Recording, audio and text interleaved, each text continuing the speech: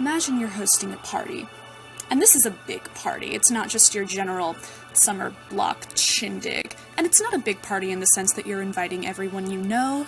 It's more big in the fact that you want to capture this Gatsby-esque je ne sais quoi of the essence of this singular moment in life we live.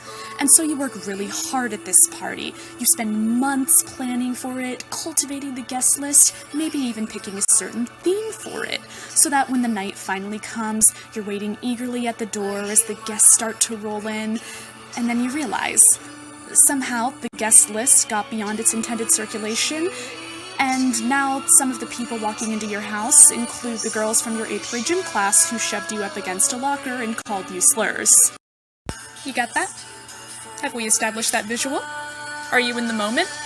Great. Welcome to the 2019 Met Gala. So, when the theme was announced for this year's gala as Notes on Camp Fashion, I was very excited. But it also came with a certain level of inescapable dread, because unlike last year's Catholicism theme where people just failed out of lack of inspiration, this is a theme that can very easily be failed because people do not understand. And make no mistake, when I say certain people, I absolutely positively mean the non-LGBTQs, but more on that in a second. So, camp is admittedly a difficult theme to grasp on the surface because, unlike Catholicism, there's not one source that everything can be pulled from. Camp is a term that has evolved since its origin a couple centuries back, but the generally agreed upon vision for the gala was ostentatious, loud, mayhaps erring on even the side of ridiculous, but most importantly, would it make Marie Antoinette, Oscar Wilde, really any historical figure who's noted for committing at least 2 of the 7 deadly sins, proud? And I guess I should probably attach this disclaimer right now, like, I'm not trying to be mean to all straight people. I mean, I have straight friends. I know some straight couples. They're really awesome people when they're not being, like, loud and obnoxious about it. But at the same time, this is the Met Gala. And you know, I think it's only fair that in recent times, we've been hearing so much about the homosexual scourge and how there's a gay armada sweeping across America to just destroy our patriot way of life. And if that's the case, I really think we need a tighter security detail on the Met Gala red carpet. So, camp does have a lot of roots in LGBT culture, in drag culture, and I was happy to see that the guest list included a lot of names from these communities. But, I mean, I guess the gala's under obligation to invite a few straight women, and it got out earlier today that apparently a few of the pretty A-list guests, who sadly were not named, but they were having actual, like, arguments and meltdowns with their stylists over the fact that they were not being given anything pretty to wear to the Met Gala this year, which, that's a lot to unpack. I feel like I should also mention as a side note, I was really hoping at least one person was going to grossly misinterpret this year's theme and show up to the red carpet in, like, an ill-fitting Boy Scout uniform or, like, a Smokey the Bear fursuit, but I guess God only has a sense of humor when it comes to my personal life. My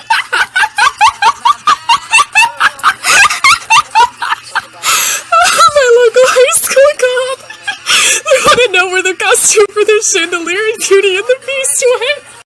So, every year we have what I like to call the yellow light looks, where the stylist probably was trying to adhere to the theme and it was just the person being dressed who was a little bitch about it. But in this case, we have people who think that slapping a couple of cheap ruffles and maybe some florals onto an otherwise completely normal prom dress counts as camp.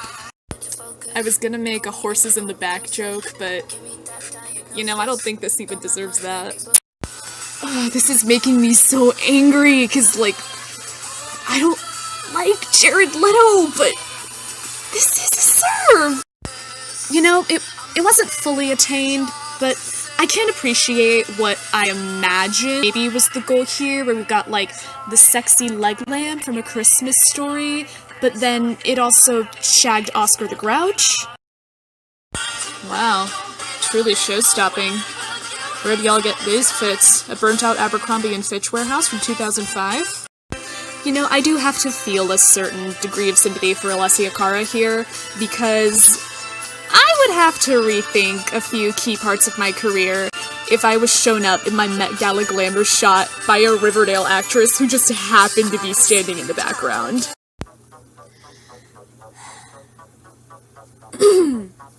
This is a gays-only event, go home!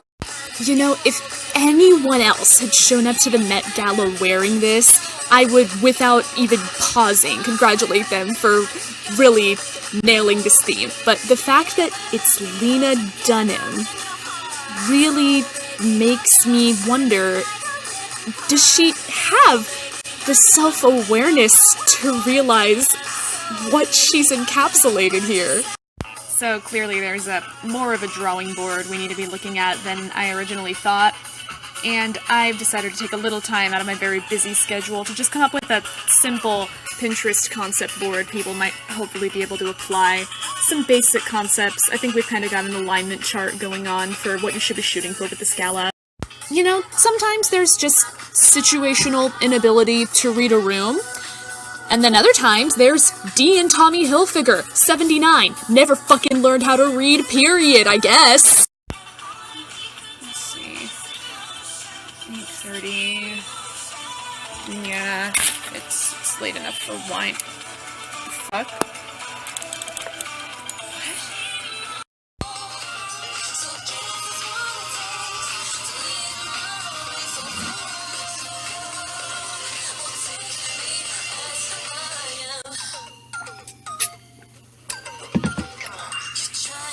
Mom, I love you. Ah!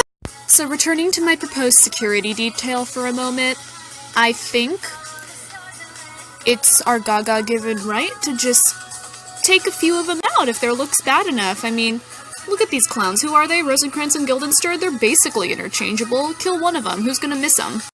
Now this is what I'm here for, this is more like it, I want to sing to this cloak, robe, shawl thing to think of me fondly when we've said goodbye. Okay, so full disclosure, it took me a hot second to remember who Ryan Murphy is, and this is not how I imagined him in like 5 different ways, and yet also in 10 more other ways it's exactly how I imagined him, yet I'm gonna give him credit for this like Birth of Venus meets Bela Lugosi color scheme aesthetic. I can vibe it. I'd give it like B+. I mean, like, we do stand musically, but this is a new single outfit. This is not a Met Gala outfit. You kinda peeled the wrong banana on this one, Charlie. I just got an email from my campus mailroom saying that there's a package and they're waiting for me in a locker. And I'm debating whether it's worth it right now, because the rosé's starting to hit, and I'm wearing a silk robe, lace thigh highs, and like black stilettos. But at the same time, it's from my grandparents for my birthday. It probably has money in it. So like, community poll, is it worth it?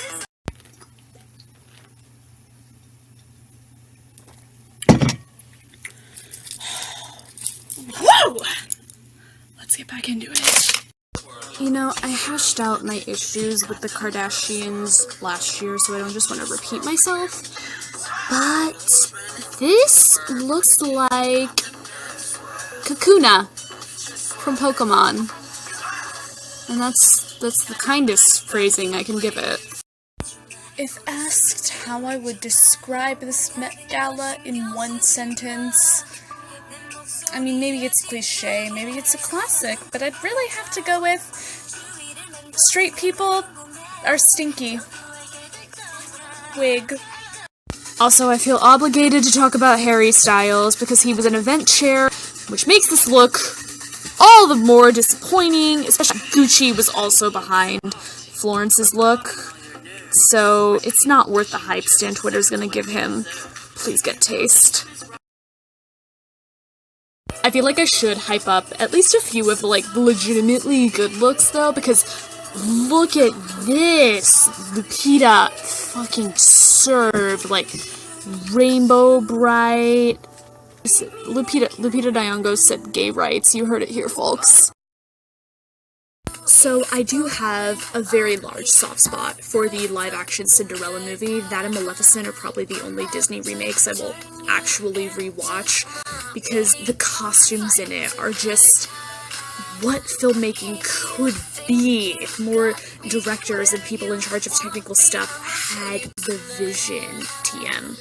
And also, when I saw it in theaters, it was with a whole row of, like, gay guys in the front row who would do their commentary every time there was a new gown on screen. I really vibed with that, and I appreciated that. But all of that being said, Zendaya gave that movie a fucking run for its money tonight. Like, are you seeing this shit? Like, her dress lights up. She brought a fairy godmother, like, oof. You know, the Met Gala's really given me a new respect for Cara Delevingne. Like, last year she served us sexy confessional box, and now she's selling us sexy pride umbrella, like the one I had when I protested at the inauguration, but I lost it because I had to give it up to security because I guess they thought I was gonna stab someone with my flaming gay umbrella. And I feel like she's really coming through, you know? And of course I must discuss the true hero of the night. Nothing but respect for my only event chair, Miss Lady Gaga, who wore not one, but 4 outfits to the red carpet.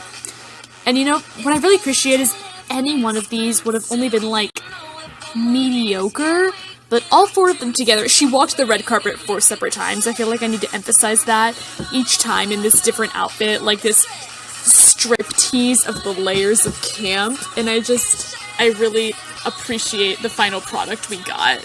That was her just blatantly showing off, because you know me too, sis. You know, I'd like to pretend that my wealth power fantasy is, like, donating my amassed millions to helping solve climate change and fixing the planet or some shit like that, but gotta be honest, my top priority is just rolling up to the Met Gala and showing the Met Hets how it's done. And guillotine me for that if you must. But I'm a fashion gay. What can I say?